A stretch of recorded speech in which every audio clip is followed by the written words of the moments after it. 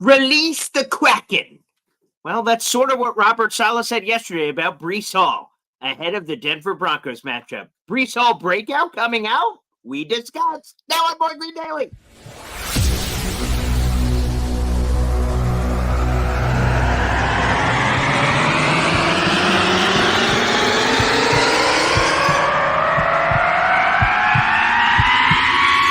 Zoinks! It is unequivocally the Super Bowl for New York Jet fans. Field Yates, baby. Field gosh darn Yates. Let's bring him on the show. Come on, people. Connor Rogers is joining the show. What's up, Connor? But Trevor gosh darn Sycamore, baby, for me, personally, my favorite New York Jet of all time. Wow, it's great to be on. What an intro that was right there. Paul, nobody does an intro like you, man. Paul, you give the best intro of literally any podcast that I've ever been. I'm gonna lose my gosh darn bananas.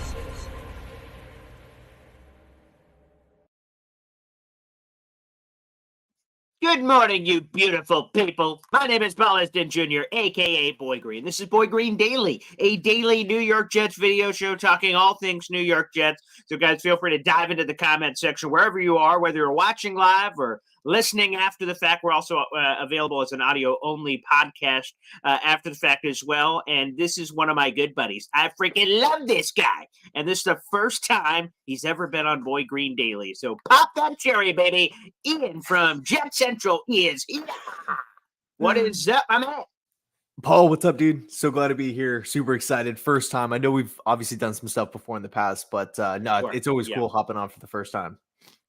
Yeah. This feels like the first time, though. I know, sometimes, things can get monotonous. You're in a relationship. Things grow stale. You do it all the time. But I just do a little pizzazz into the relationship, Ian. That's what I just did here with Boy Green Daily. Exactly. And now we can spark anew. This is our first date again. It feels phenomenal. And what a lucky guy I am. So let's dive right in. And what a theme we have.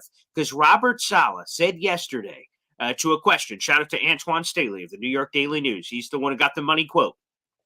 He said, Breece Hall has really been taking advantage of all his touches. When are you just going to kind of give him more touches, man? Asking for the fans. Like, what the hell? What's going on here? And Robert Saleh, you know what? Breece Hall isn't even on a pitch count anymore. And the crowd goes wild. Now, for folks who may not listen to every form of media that comes out, because there's a lot of people who have lives, Robert Saleh each week does this.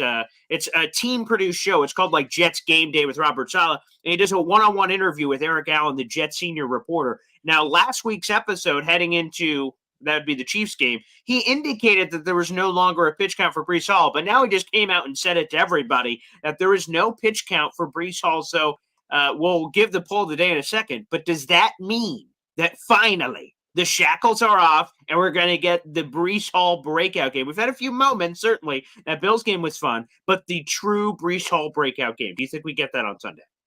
I actually think we do. There's a couple of different points that I feel like point to it.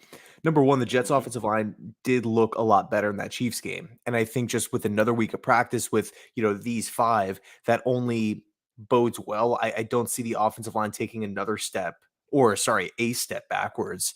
On top of that, we're playing the Denver Broncos, right? This is a team that not only Breece Hall has looked good against before in the past, but man, I don't want to come down too hard on Denver here, but just defensively, it's been awful, right? They can't stop the pass. They can't stop the run. But specifically in the running game, I mean, man, they're just the holes that they allow in the trenches, it's crazy, right? And we could talk about the teams that they've played, not really having a ton of talent, outside of, like, they played the Raiders in week 1, lost. Washington week 2, lost. Miami, they allowed 70 points, and then they obviously played the Chicago Bears pretty tight. But I think at the end of the day, Breece Hall should rack up not only just a lot of carries in this game, but a lot of yardage and just overall a lot of production. Yeah, it's the perfect recipe. To your point, you said you don't want to be harsh. I've got absolutely no problem being harsh with the Broncos. Screw you, Denver, you bastards. Yeah, let's go through. Denver has allowed over 704 rushing yards on the ground so far this season. That's by far the most in the league. On a per-game basis, the Broncos allow 176 rushing yards per game, also last in the league. And here's this. Not only are they last, but the gap between them and 31 is 19 rushing yards, which may not sound like a lot, but once you look at the numbers and you see how far the jump is, like they are the worst run defense in the league. So you look from that perspective, like, your grandma could run on this Broncos defense. So you put that in a little pocket over here. Then you go, oh yeah, Breece Hall's been wildly effective this year. He hasn't gotten a lot of touches. And like I said, I'll pull up the poll of the day here in just a second to talk about the touches he may or may not get in this game. But so far this season, the 6.8 yards per scrimmage touch means that Breece Hall is taking full advantage. Those numbers are on track with what he was doing last year as the front runner for Offensive Rookie of the Year. So he is taking advantage of the opportunity. So when you combine that, and I'll give a shout out here to Michael Nania. We have an article down below. You guys could check it out. But here was this additional stat on all that horrible run defense I said. Quote, Denver has the worst second-level tackling efficiency in the NFL. It's a league worst 23%. Missed tackle rate when you consider linebackers, corners, and safeties. And that's normally when Breece Hall does his damage, when he gets to the second and third levels of the defense, when he's giving a little wiggle, a little shish kebab, a little, hey, how you doing? And, man, I'm just going to say this, JC.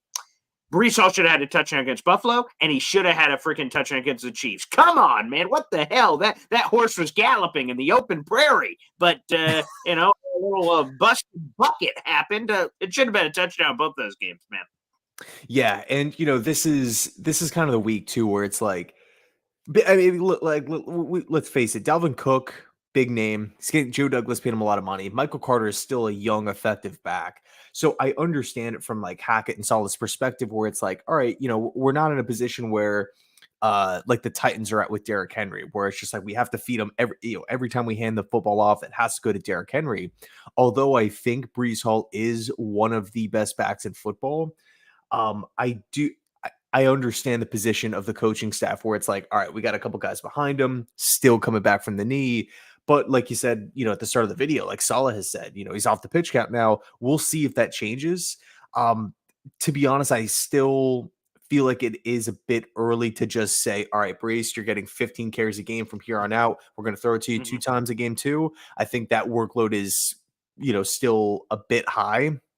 Personally, like before the season going into it, I was thinking it was probably going to like the pitch count idea was going to get lifted around maybe like week 8, week 9. And we would go from like more Dalvin Cook to like more Breece Hall. But I guess it's happening here in week 5. So. Yeah, apparently. But let's bring up the poll of the day, which again, we throw up on the old Twitter sphere every single day. And the question was this as we throw it up on the screen. Jets head coach Robert Saleh said Breece Hall is no longer on a pitch count.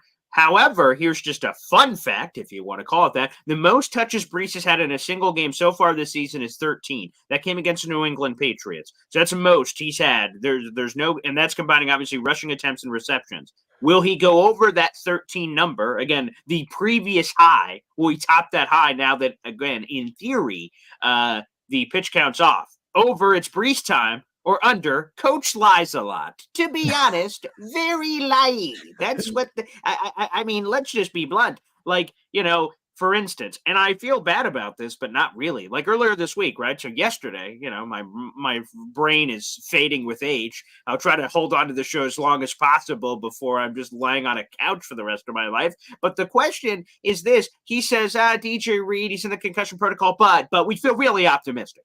Okay, here's a couple of things here. Number one, as Rich Cimini pointed out, no player that suffered a concussion in like week 4, I'm making this up, but any week this season that a player suffered a concussion, they have not played in the next game with this concussion protocol. The last time that a player had a concussion in a week and played in the following game was Kenny Pickett with the Pittsburgh Steelers last season from week 6 to week 7. So already that cast shade of doubt. And the fact that Robert Saleh is a habitual liar. Okay, like go back a couple of weeks ago. Let's just go to this season. Although he's got a horrible track record, if we talk to his therapist about this, hey, Dwayne Brown, woo, he's going to play on Sunday. Oh, you sure, Coach? Absolutely, he's playing. Not only did he not play, he was placed on IR and missing because there's a few more games left. A month. What the? How do we go from, well, he's well, absolutely not. He's gone for a month. What the hell? So, Robert Saleh's got to see a spiritual therapist of some kind for all this lying to get it out of his system. But do you believe that we will go over that number, Ian? That 13, well, so I mean, it's 14 or more. Yeah. Yeah, well, to your point, we also have the Carl Lawson thing too, where he had the back tightness, and that's like listed as like a day-to-day thing. He was out for literally 5 weeks. I mean, it's a big jump. It's a big jump. That's a big gap. Yeah. I think Breece will go over the 13, but I will say this, yeah. Again, not to really come down on Denver too hard, but they're also, I think, the worst team defending against the pass. They are last in football in opposing completion percentage and yards per pass. So that tells you that opposing quarterbacks have a pretty easy time putting the ball in play. And then those plays are going for the most yards, percentage wise across the NFL. So maybe it's a day that Zach Wilson pops off too. Hopefully both. But I do think, I do think the Jets can recognize the shortcomings, the failures that Denver has defensively at tackling at, just second, third level. Just that's really, like you said, that's where Breece excels. Just like popping through the offensive line and then hitting that next gear and being able to explode. And if these guys are having a hard time even getting to the target, wrapping up the target, then I'm expecting a big game.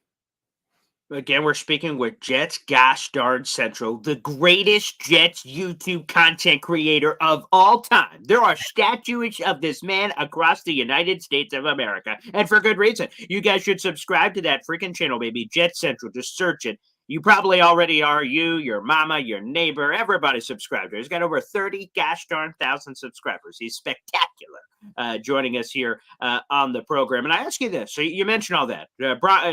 I.e. #analysis Broncos suck. Okay, so this team stinks. And their only win is against the Bears. So they were down 28-7. Justin Fields, who couldn't hit the broadside of a barn, hit his first 16 of 16 throws. And the only one apparently that was an incompletion in the first half was a last-second Hail Mary attempt when you try to, your last play of the half, that fell incomplete. That was the only incompletion he had in the first half. If Justin Fields looked like the second coming of the Messiah, Zach Wilson's going to be tasty. So I ask you this, Jet Central, okay? So the Broncos defense sucks. Does this put an innate pressure on the Jets to perform? Because all these other crappy teams have performed. So if you don't perform offensively, then that week 4 game is going to look a little fluky.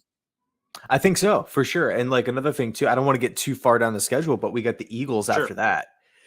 So it's like if we look bad, if we drop this game against Denver and now we have to play the Eagles the following week, I'm not trying to be in a position where we have 1 win in 6 weeks. You know what I mean? Like that's just not ideal whatsoever. So I do think there's pressure there for sure. Now, of course I want to get the win, but ideally I hope it's not like I hope it's not like the Bears game, right? Where it's close and you have one team pull away and then you have another one catch up and it's just neck and neck between two, below average teams. I'm hoping that we can kind of just put our stamp in the game, control it for the first time this season, and then just win outright, by multiple possessions or whatever the case may be.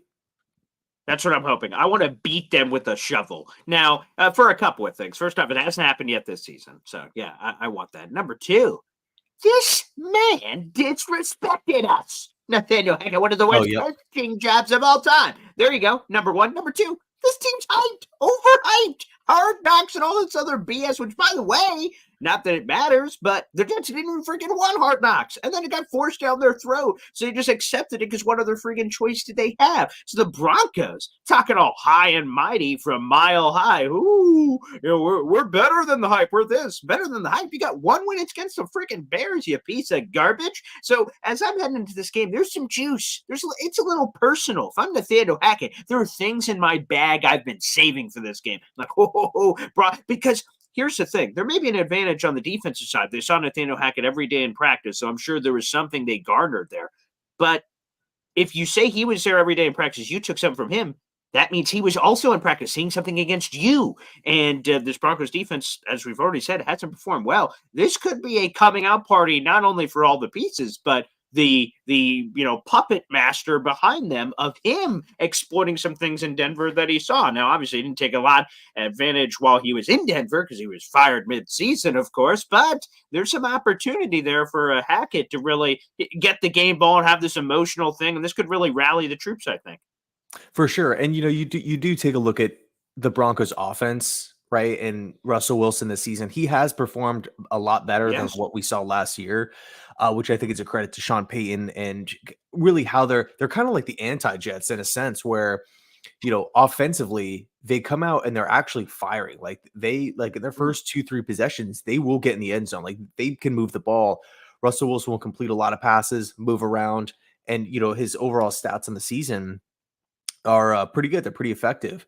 But it's like after those 3 first possessions, that's when you kind of hit the lull. And I don't know if it's like the post scripted plays. I don't know if it's, the opposing team adjusting. And now then you kind of have to wait for Denver to readjust, if that makes sense. But I think early on, we might actually see this game potentially be like 17-17 going into halftime, 20-20 going into halftime, like a lot of points.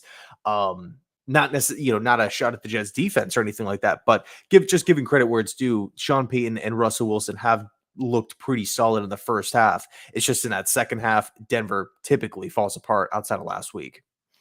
Well, the Broncos may have done that in the past, but they haven't been playing against a 1985 Chicago Bears defense either, Jet Central. So, there's a factor. Yeah, obviously.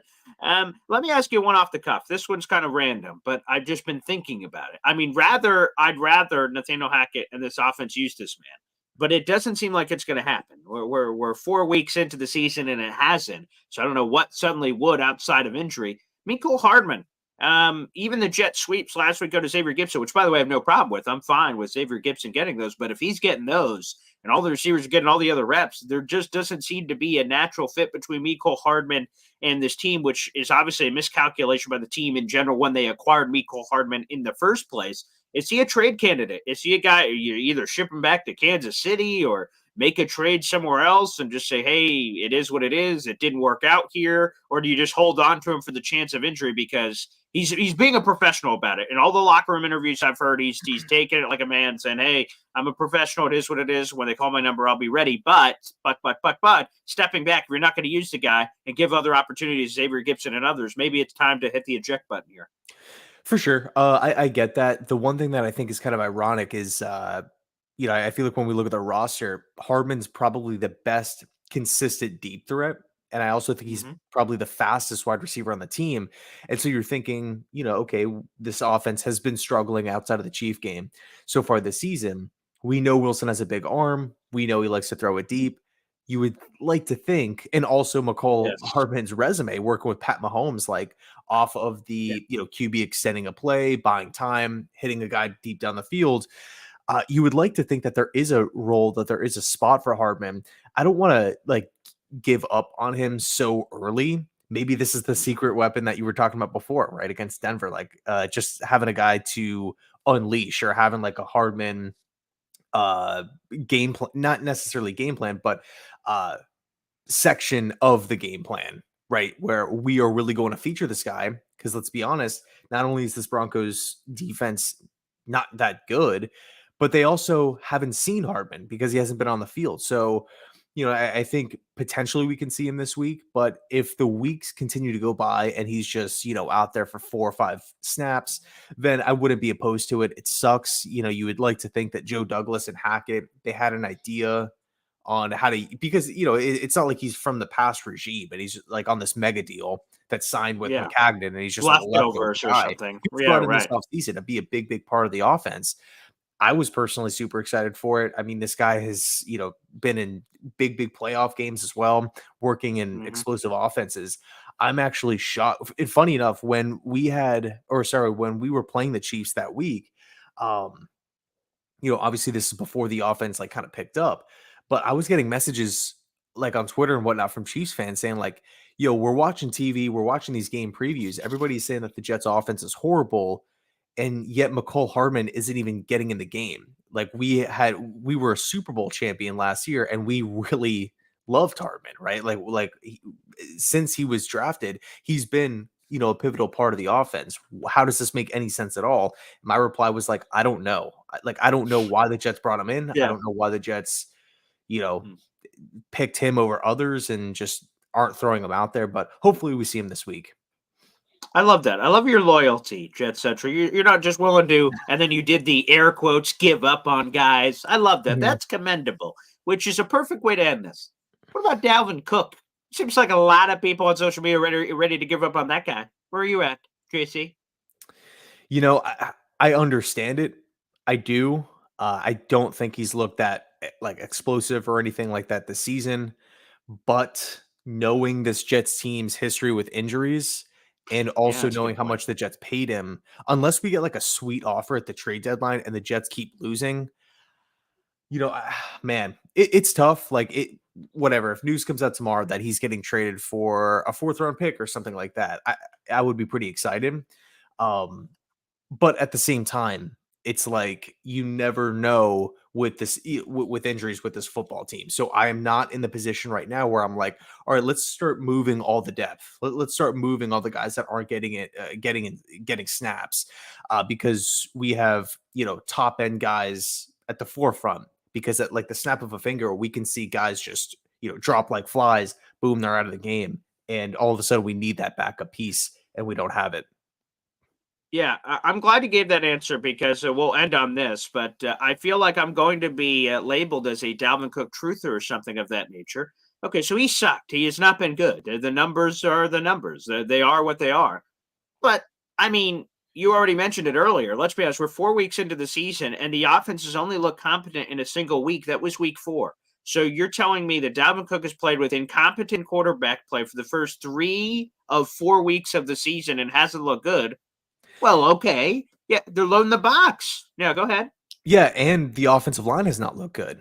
Exactly. And, Right. and on top of, and Exactly. if you want to throw another thing on top of it, sorry to cut you off, but they're No, playing no. great defenses like That too. Buffalo, New England.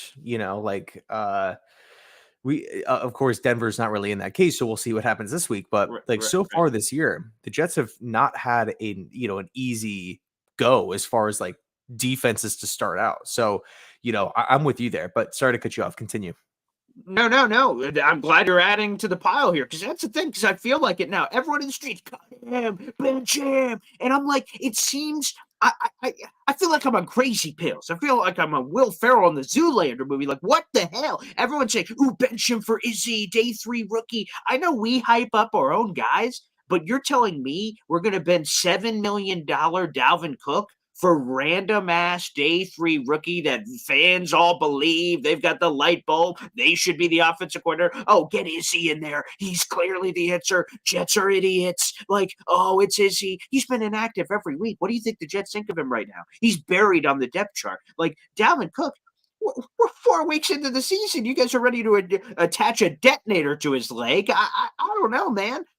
Again, he hasn't been great, but let's give him a little bit of time here. He's also adjusting. He was RB1, volume carry guy. You feed him, feed him, feed him, and eventually he finds his way. In this new role, he has to kind of come cold, not kind of, he has to come cold turkey off the bench as an RB2 situation. Like, hey, Dalvin, can you just be the same great Dalvin Cook you were before, but less?